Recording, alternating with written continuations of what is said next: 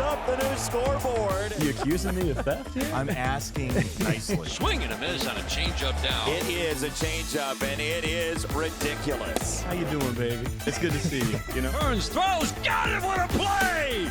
Oh, man! This is Have a Seat with Jason Benetti and Dan Dickerson. Jake Rogers, welcome. Thanks for joining us. Oh yeah, thanks for having me. So one of the great traditions that we've established on this show, now in its second month, is our guests at the end of the interview suggest a guest for the next podcast.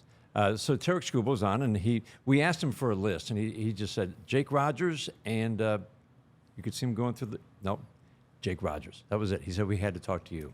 So why do you think that was? I don't know. I guess I need to ask him that. But yeah, I don't know. I probably just kind of like to talk a lot. And when I get rambling, I don't stop. So maybe that was why. What are mound visits like between him and you, who just said he likes rambling? Yeah. Oh, well, during the game, I don't ramble a lot. I kind of get locked in a little bit. But yeah, Scoobs, I mean, we haven't had a lot of mound visits with him, which is good. But we kind of keep it light. I kind of make him laugh every once in a while just to kind of keep him out of the, get him out of the zone a little bit and tell him to relax because, I mean, as we all know, his stuff's incredible. So it's most of the time I just try to make him laugh. I mean, I couldn't even tell you what I say. I forget half the time when I leave the mound anyway. So it's not strategy. It's let's just well, loosen things up. Sometimes it's like, hey, most of the time it's just, hey, take a breath. Yeah. If it's a long inning, it's like, hey, catch your breath and let's make some pitches here. That's most of the time, to be completely honest. Sometimes it's just, hey, pretty good pitch. A slider up, and I hit it for a double, and then he gets out of it with 3 strikeouts. Afterwards, I'll go up to him and be like, hey, pretty good pitch there. And he'll laugh it off and be like, yeah, slider up always works. So, yeah, it's always, we try to keep it light. Most of the time, it's just, hey, take a deep breath, let's go. I feel like telling Tarik Skubal to relax is like telling Usain Bolt not to be fast. Yeah, exactly.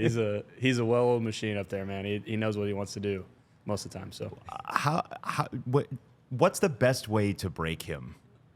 Oh man, I guess make him laugh, and if you can, which is tough. But what's your go-to wheelhouse for making him laugh? Just the honest truth. Like I said, pretty good pitch. When it's not a good pitch.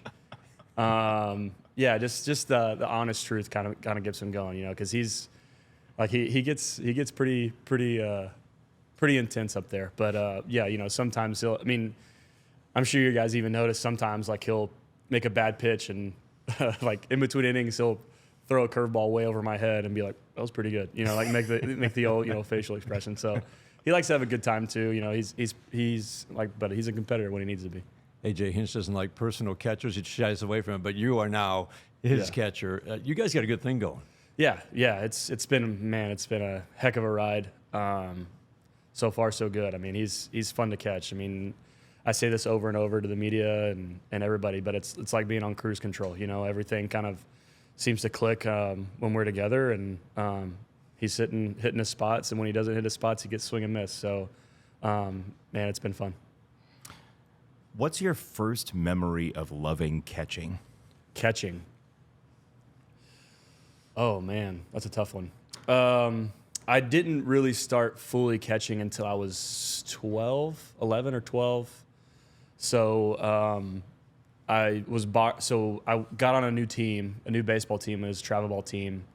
And they were like, hey, it was kind of the better team in the area. And I was like new to the area because I moved pretty shortly before that to Canyon, Texas. And they were like, hey, we have a spot, but can he catch? And my dad was like, yeah, he can play anywhere, So I started catching full time, and I ended up borrowing some gear that was the other catchers on the team, and just kind of remember that specific memory. And then I always just like everybody, no one loves catching. You kind of grow to love it. You grow to love it. You kind of become good at it, and you kind of get stuck back there. Most guys start being a shortstop or a pitcher or an outfielder.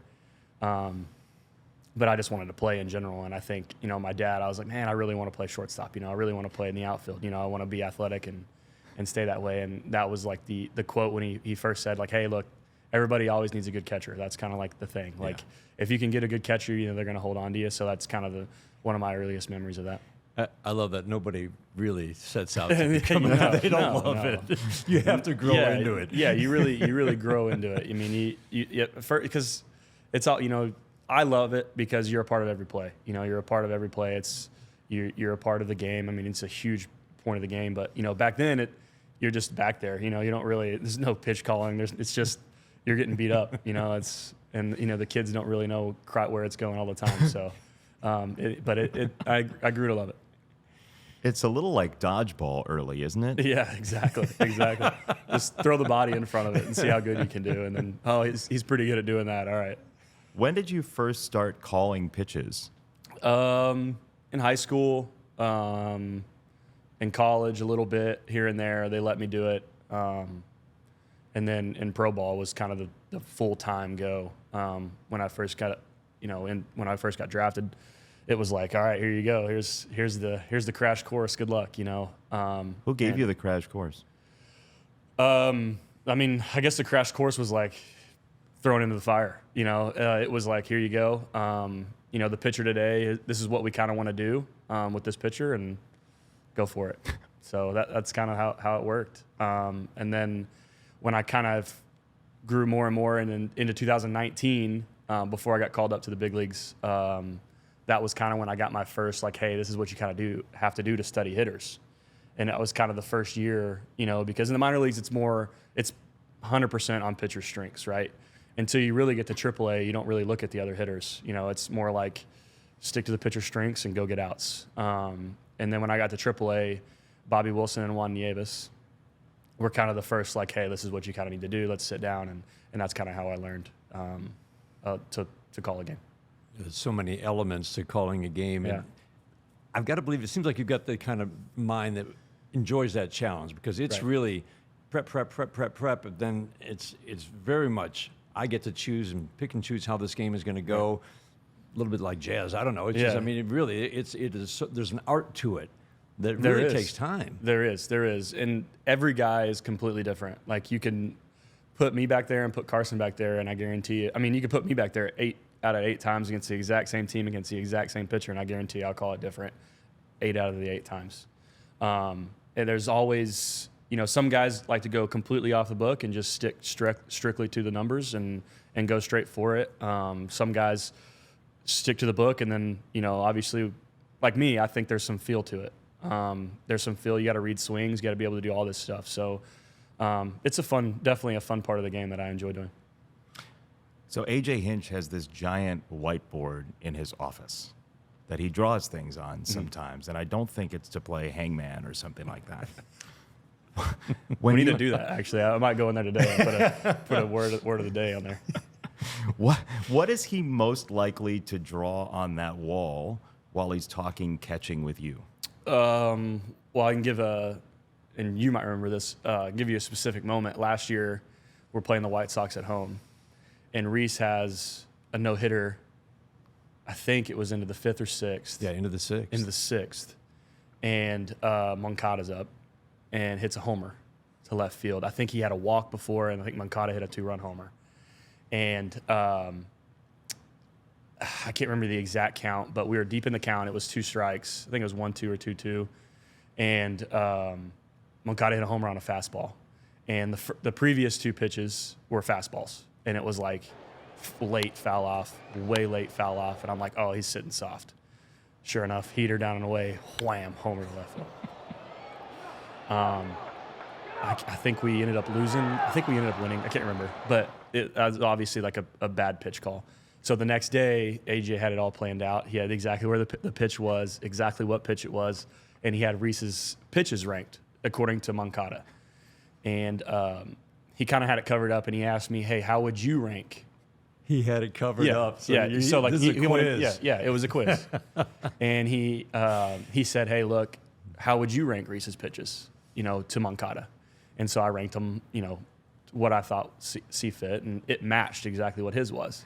And so his question was, why are you calling probably the third best pitch in that situation to Moncada? And to my reply was, he was late on heaters. I was reading his swing, and obviously it was the wrong pitch call. And he was like, oh, okay, it's a fair, you always have to be, you have to have a reason. Like, if I didn't have a reason, like, oh, I don't know, then obviously I'm going to probably be in the doghouse for maybe the rest of my life. But I had a reason. But we talked it out, and I told him, like, obviously I wish, that's kind of the thing. I wish I would have went to the changeup or went to the breaking ball and then gone back to it, but obviously I didn't, and he hit a homer. So. Did you already know that going into that meeting, though, that you already knew that you had not called the right pitch? Or Yeah. did you still feel pretty good about it because of the two previous swings? Well, I mean, you got to be confident in what you pick. Right. I was confident at the time, and these hitters are good. I mean, they make adjustments like that. They make adjustments on the fly, and that's what makes them big league hitters. But, yeah, I mean, I told them, like, if I had to do it all over again, I'd probably call the exact same pitch because that's what I was confident in. But obviously it was the wrong pitch. Right. But yeah, that's just kind of what the, we laughed about it. It was a serious conversation. And then, I wrote some words on the board that saying, Raj screwed it up is what I put. Write it 100 times. In worse words. In worse words. There was some profanity in there, but I pretty much said Raj screwed it up, and he left it on there for pretty much another 2 months. And so every time people pass, like, why did it say Raj screwed it up? It's like, because I wrote it. And it's because of the exact moment when Reese threw the heater to Moncada. So AJ says he's pretty tough on his catchers. Yeah. You learned that right away, didn't you, when he took over in 2021? You came up through the minor leagues, terrific defensive. I mean, you were arguably one of the best defensive catchers and or position players, period, coming up through the minor leagues. That was the outside view, not just this organization. But then you get here, and A.J. Hinch sits you down right away when he takes over, and it sounded like it was a pretty blunt conversation. Well, how did that go, and was that a surprise to you? It's like, wait a minute, I'm pretty good here. No, I mean, I always want to learn. That's the thing. Like with different catchers, and that is your absolute mindset. Right. And I always want to learn. I always want to, and I grew up, my dad and brothers were really hard on me, so I'm used to the hard on mindset.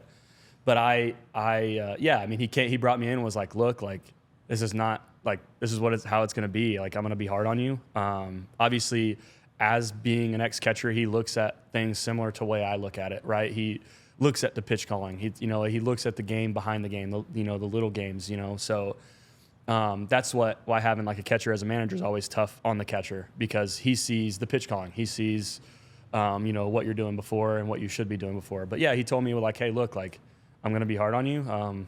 Pretty much good luck. And I told him, like, all right, like, whatever. You're about to enter finishing school. Good luck. Yeah, no, but I told him, like, if you ever have anything, please, like, don't hide it. Like, don't, wish you would have told me, like, tell me everything. Like, you're not going to hurt my feelings whatsoever. I get it. I screw up, but the more I can learn from that, the quicker I can fix it.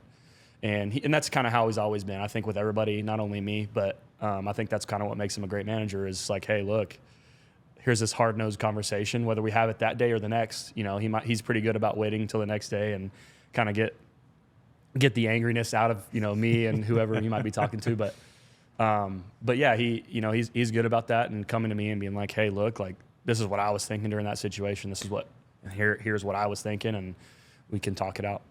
So he won't text you that night? No, he's pretty good about face-to-face, which I enjoy. I'm not a big texter anyway. But yeah, he's pretty good about waiting until face-to-face. When you said, hey, be hard on me, like, did he just say, no, I'm going to? Yeah, he did. He did, pretty much. I told him, like, I mean, that's kind of how it went. It was like, hey, look, it was just like a handshake agreement, like, here we go, and it's been good. Who else in your life has been that hard on you? My dad. My dad was hard on me growing up. My brothers. I mean, my brothers are a lot older than me, 9 and 13 years older. So they were, when I was 5, they were both in high school. So, my earliest memory, being 3 or 4 and being at the ballpark with them at their high school games or whatever, just they were always hard on me. Like, I remember bawling my eyes out playing catch because I wouldn't hit them in the chest. And that was like, they would like, yell at me, like, hit me in the chest. I'm not going to play catch with you unless you hit me in the chest, So I'd go screaming, bawling because I threw one bad throw, and he'd be mad at me. But no, that's kind of how we grew up. It was very hard nosed, but I got better because of it. How many younger brothers do we have on this I know. team? Skubal was in here a couple weeks ago, and he was like, my older brother would spot me 10 points in basketball. We'd play to 11, and he'd beat the heck out of me. Yeah. Make it take it every time. Older brothers, man. That's what they're good for, making you better. So as you grew up, you said you moved to Texas. Where were you before you moved? I was in Texas. I was born in Lubbock, Texas. Okay. And we grew up in a small town in Crosbyton, Texas, which is like 45 minutes east of Lubbock, town of like 1,000 people. We grew up until I was in the 4th grade, and then me and my mom moved to Canyon, Texas, which is an hour and a half away.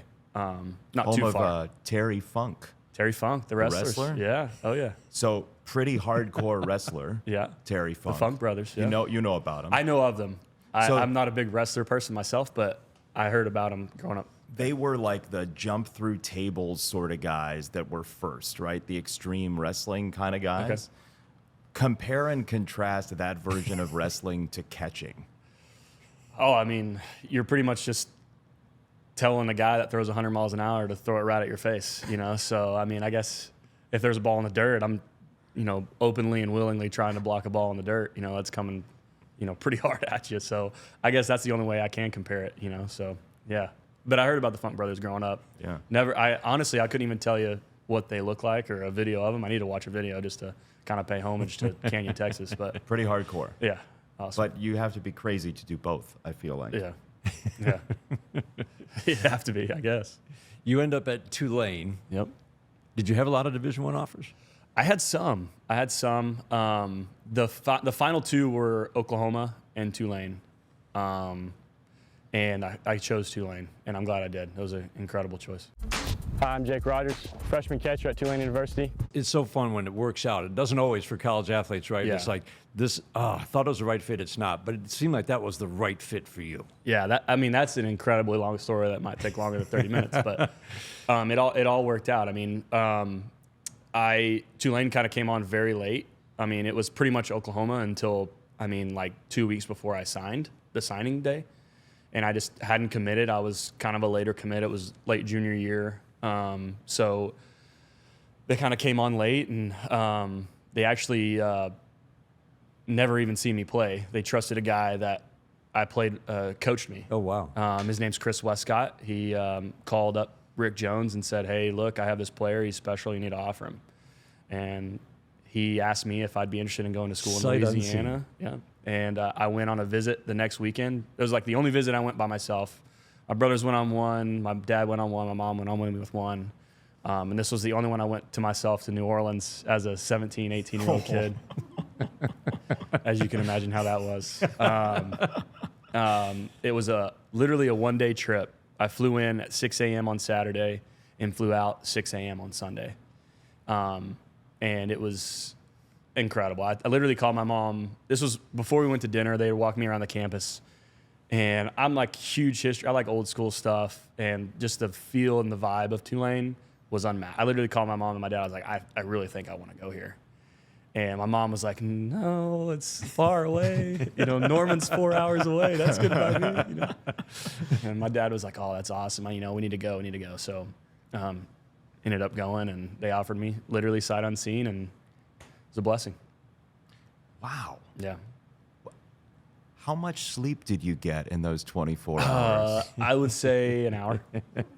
Yeah. Bars don't close in New Orleans. There's no last call. That's New Orleans for you. But yeah, I didn't get much sleep.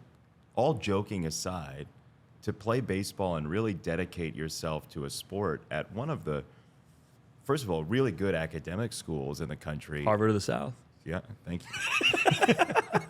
You're just cutting promos for Tulane now. I love it. He walked in with a brochure. We didn't hear that part.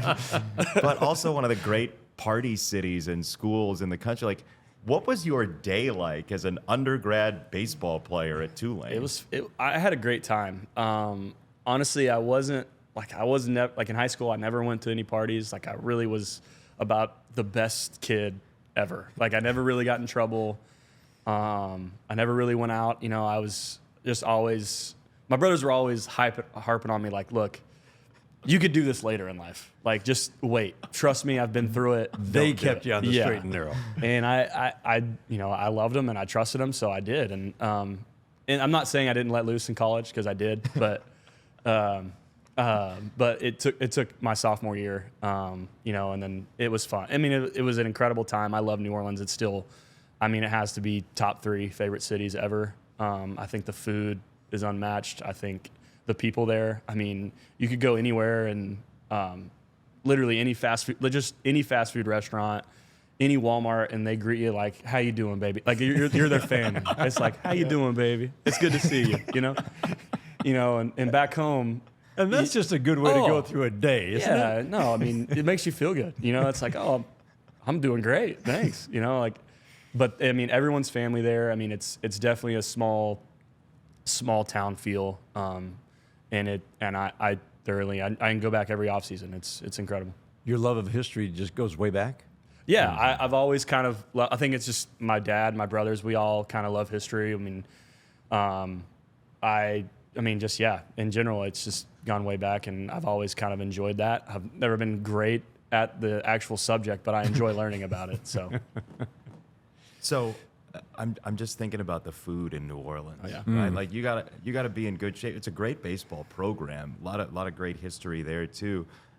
How do you not gain 30 pounds living in New Orleans? Catchers get big, right? So like, how did you do that when places like Cochin exist and all of the other places? Man, so many good places. And I mean, every weekend we had a family that my dad and our family got really along with, the Kaplans, and they're from St. Louis, and they always came down every weekend. They watched Lex, their son, every weekend. And when my parents came in, we would always go out to a nice restaurant every Saturday night.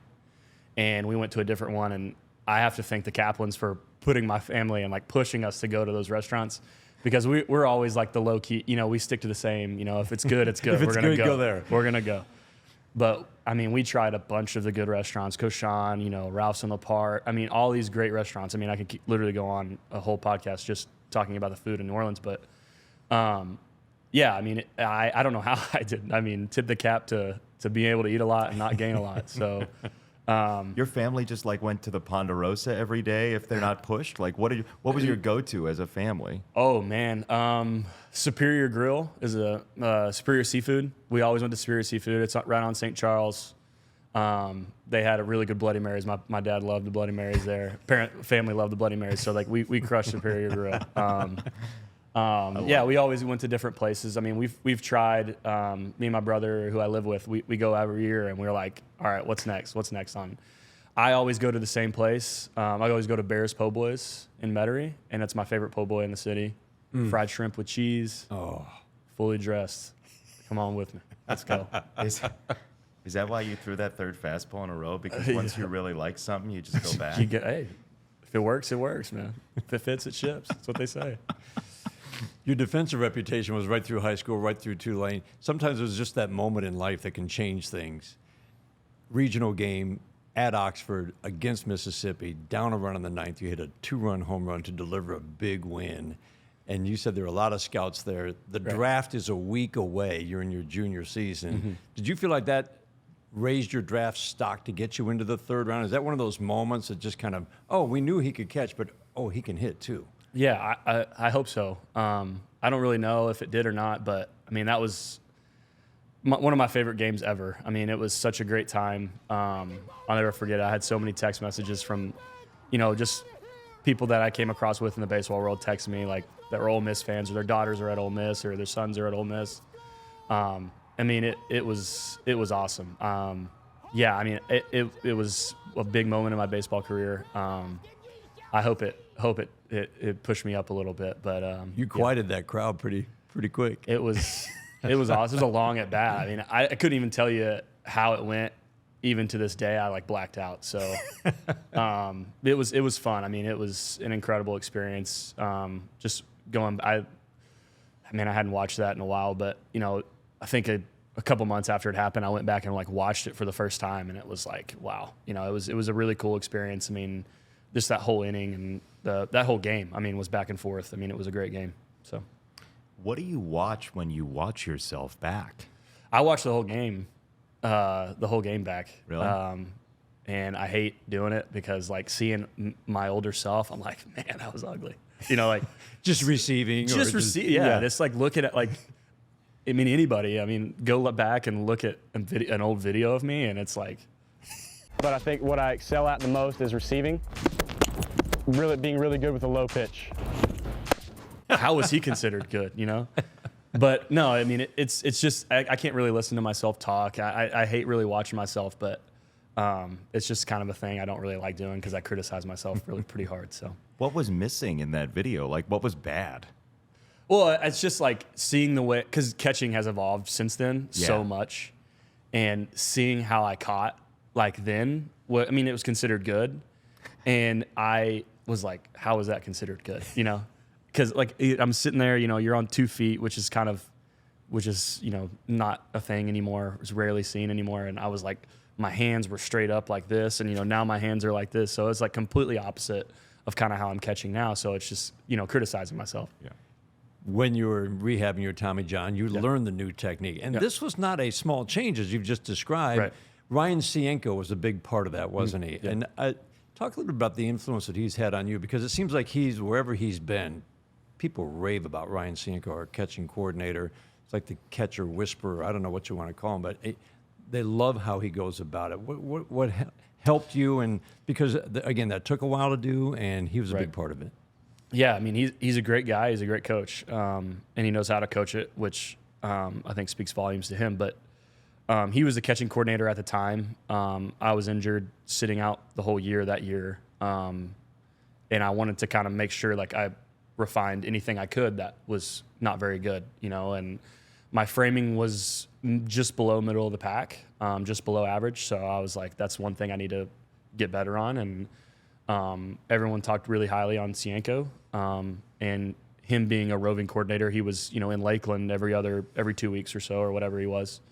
So he was coming into town a lot while I was in Lakeland rehabbing. So I called him and talked to him before going into that season, was like, hey, look, like I want to make a lot of changes. Let's do it. And he said, okay. So we started by watching video, and then going into that, you know, just a lot of work for those 4, 5, 6 months, that whole year. I mean, it was, I never would wish anybody on Tommy John and doing that rehab process, but it was a blessing in disguise being able to work on stuff while I was down there. So, yeah. And for those fans listening, watching, the difference for you was receive, move. That's the old technique. Right. And as you said, now it's more the windshield wiper. But your glove is moving as you're receiving the pitch. This is not a small change. Right. It was always, receiving was always, you know, get below the bottom, catch the bottom half of the ball, work up towards the zone. But it was always be as quiet as possible so the umpire can see. And the less is more kind of mentality was always better for the umpire, because they liked it. You know, you obviously want the umpire to be on your side. So you kind of always did that. So it was always pretty much be as quiet as you can, catch, and just kind of push it back to the plate as quick but small as possible, right? And then now it's kind of this big movements and kind of letting your elbow and your arm and your hinge kind of work these big movements kind of back into the zone. And it kind of started, you know, however 4 or 5 years ago now, and it was working for guys. And that's why I noticed in Cienko, that's what kind of Cienko taught. So I kind of, that was one of the things I did was, hey, look, I know it's kind of working, so I need to change, you know, and that's what I went to, is these kind of bigger movements and this whole, you know, as you call it, windshield wiper. And you are getting a lot more strikes. That the numbers bear that out. Numbers but the other have thing, been the better. ultimate compliment, Tarik Skubal saying he makes every pitch look like a strike, whether it is or not, and the confidence that gives him on the mound. Yeah. I mean, that's confidence of the guy pitching is everything. You know, sometimes, I mean, a lot of the times we'll come in and he'll throw like a sinker in, and it'll be a perfect pitch, but like a ball off, and I'll catch it good, and we'll go to the dugout. And he's like, man, is that not a strike to, you know, whoever it might be? And I'm like, no, it's a ball off. And he's like, God, you make it look so good. And I'm like, thank you. You know, you're making me blush. You're making me blush. But But yeah, I mean, I think that's a big part of it. You know, if Scoob thinks it looks good way out there, you know, hopefully the umpire that's a foot behind me thinks it looks good too. So I just wonder often when I hear catchers talk about framing, if there's like somewhere baked in, every catcher has a story of going to the store when they're 7 and just taking a pack of gum and walking out. I feel like you guys all have a little like thief in a little with thievery. the framing. You accusing me of theft here? I'm asking nicely if you ever had the instinct as a kid to walk out. I got a But funny it's not story. I got a great story. I don't know why. I haven't thought of this in probably 2 years, but you just made me think of this. So oh man, I remember exactly. I was little. And we were at Toys R Us. Mm-hmm. And I was probably 3 or 4, maybe 5. I don't remember, but I was really little. Nirvana for a kid. Yeah, and I remember we were at Toys R Us, and they had an M&M guy. You know, the M&M people, the yellow M&M with the arms and everything. And they were selling these tube of M&Ms. And, you know, not knowing that as a little kid, like, you have to pay for that. You know, I was like, oh, these look good. And I grabbed it and put it in my mom's purse without her knowing in the basket. And so she checks out, and we're buying presents, I think is what we were doing. And we go to the checkout line, and she checks out everything. And we go to the door, and we walk out, and, and me, I'm like, what's going on, you know? And so we stop, and the person comes over, and she's like checking everything, and she's like, well, everything's on the receipt. And sure enough, they're like, go ahead. And my mom, we get back to the house, and she's like, oh, I got my butt whipped. Let me just say I got my butt whipped when she found the tube of M&Ms in her purse. It was little things, and I knew from then on, don't steal. So that was a great story you made me think of. That's a long time ago. Stealing strikes is legal, man. M&M's in. You got to the root of it. Finally, I bet every catcher in M&Ms. baseball has done something like that. Maybe so. Maybe you got it. You have to go back to the store? Huh? Did you go back to the store? No. We didn't go back. You but just took the... I think I couldn't walk for about a couple of days. That's for sure. Compare and contrast what it feels like to hit a homer and what it feels like to throw out a base runner. I think it's kind of the same. It's the same kind of feeling. I mean, you can never really beat hitting a homer. I mean, you're scoring a run for the team. The feeling of, I mean, it's kind of hard to describe if no one's ever hit baseball with a wood bat, but you feel nothing. Like you feel like the ball didn't even hit your bat. It feels like it's like the purest feel ever. And obviously scoring a run's huge for your team. Everyone's excited. That's awesome. But throwing out runners has always been, I always love it. You know, you're controlling the run game. When those guys at first base in the back of their head, you know, and the coaches are like, hey, heads up, he could back pick, he could, you know, he's got a good arm, like be aware over here. That's always kind of like a prideful thing. And being able to throw and keep the guy from advancing 90 feet is always, it's very similar in feeling. When did you throw out your first base runner? Were you just like gunning down 13-year-olds in Canyon, Texas? I hope so. I don't remember my first, but I hope I was. Let's just say that. I love it. I think it's time to pick our next guest. Is it really? Yeah, I think it is. Wow, the way you said it, it sounded like a Mr. Rogers Neighborhood. Sort of. Sorry, kids, it's time to go. We've had AJ Hinch and his whiteboard. We've had Tarik Skubal. Tarik chose you. Who would you go into that clubhouse and want to delve deep with? Javi Baez, good luck. I'm just kidding. That's a tough one to get. I love it. Let me think. I love that you even have a joke for like the most serious question we asked. The whole day. Let me think. Could be a coach. Could be a player. I mean, anybody would be great. This is easy talking. Faedo. I think Alex Faedo would be a great one to have. Okay. He's got Why? a good story. I don't know. He's funny. He's witty. He has a great story. I mean, he picked up baseball a little later in life than most. Yeah, Alex Faedo is probably a good one. Who would your first coach be? Coach Cienko would be cool to talk to about framing and stuff. He's got a good mind, and he's also an incredible dude. Michael Berdar would be my second choice coaches. So Cienko and Berdar would be an awesome. Nice. That's a good awesome list. pick. Yeah, there's 3 or 4 if you include Javi in that. You love the personalities on the staff, don't you? Yeah, I mean, I think personalities. I mean, it's everything. I mean, you play this game and it's the same game every day, but you got to keep it light. You got to keep the clubhouse good. You got to keep it. I mean, so the good people in the world, it means a lot, especially to me. Last question for you, just so we have it. How much do you love the crossword? I love it every day. It's a test. It's my daily test. As Lang says every time he walks by me, how's the test going? Yeah. No, I do it every day. It kind of it's like the first thing I do. I leave the house, I go get a cup of Joe, and then I go straight to the field and start doing the crossword, and then it's like a small victory, Are you elderly? Could Wake be. up, I'm an go old get soul. coffee, and I'm an go old do soul. my puzzle. I'm an old soul, man. So I lived in an apartment last year, and there was an older gentleman that lived on the same floor, and every day we would talk about the crossword. Because I met him, and I was like, man, he's like, it's because it's an off day. And he'd recognize me, and he was like, what are you doing on the off day? And I'm like, well, what?